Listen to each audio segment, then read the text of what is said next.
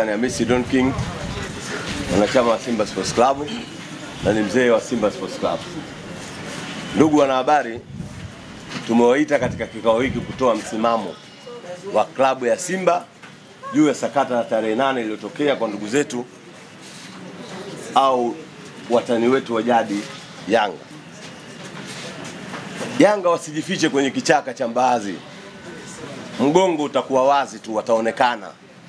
Wasitafute wa kumbebesha lawama.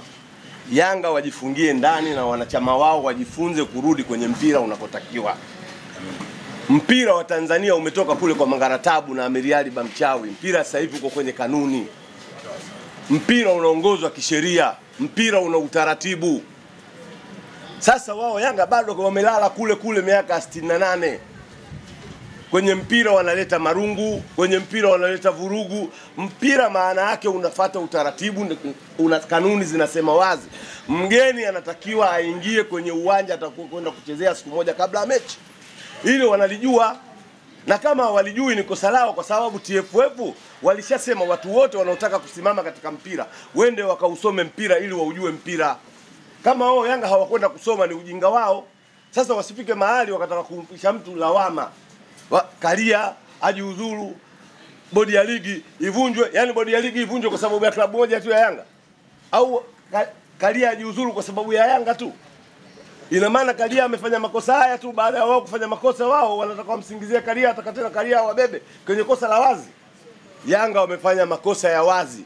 Wanatakiwa wakae hadharani wakiri kwa Tanzania kwamba wamekosea ili waweze kujirudi, wasawazishe warudi kwenye mpira.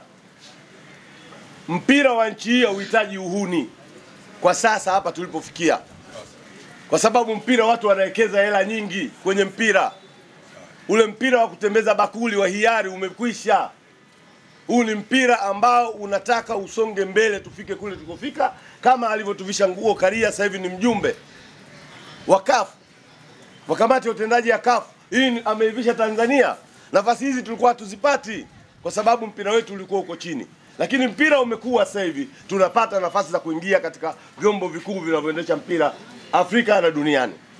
Sasa ninachokuombeni, muambie waandishi wa habari, muambie wana Yanga wasiwapotoshe wanachama wao. Waambie wazi kwamba walifanya kosa, tendo la kumzuia mgeni wako asifanye mazoezi siku moja kabla ya mechi ni kosa. Na bodi ya ligi hawakurupuka katika kutoa maamuzi yao.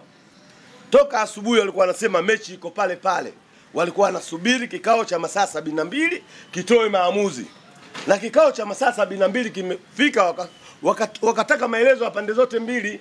Simba wamefika na maelezo kwamba tumezuiliwa na aliyokuepo fulani na fulani na fulani. Na wamefika pale wakasema kwa kosa hili Yanga itakuwa wamefanya kosa kwa mujibu wa ibara 17 kifungu cha 45. Yanga amefanya kosa. Wakarudi tena bodi ya ligi wakasema kwa 33, 34, 33 ibara hiyo ya 17 tumeuahirisha mchezo. Wametoa tamko hilo saa 8. Yanga kwa kudhihirisha ujinga wao na uhuni wao wakapeleka timu saa 1. Leo wanatoka wanasema tupewe pointi 3. Walimkuta nani pale uwanjani?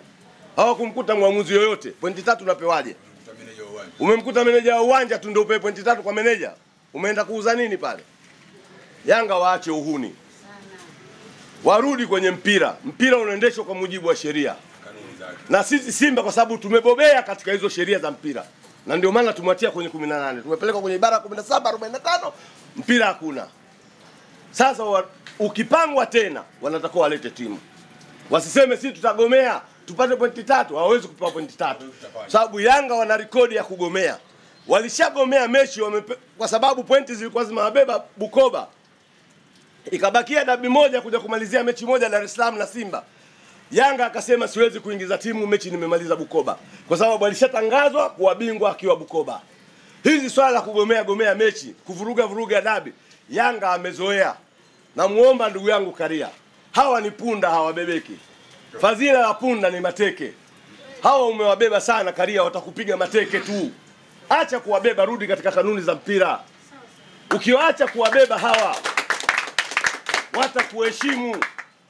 Leo wanaishi kwa mazoea yale uliowazoesha.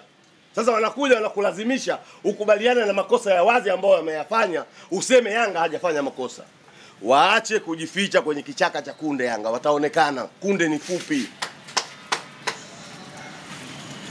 Hilo ndio tamko letu. Kwa jina naitwa Ramadhani Hamisi Don King.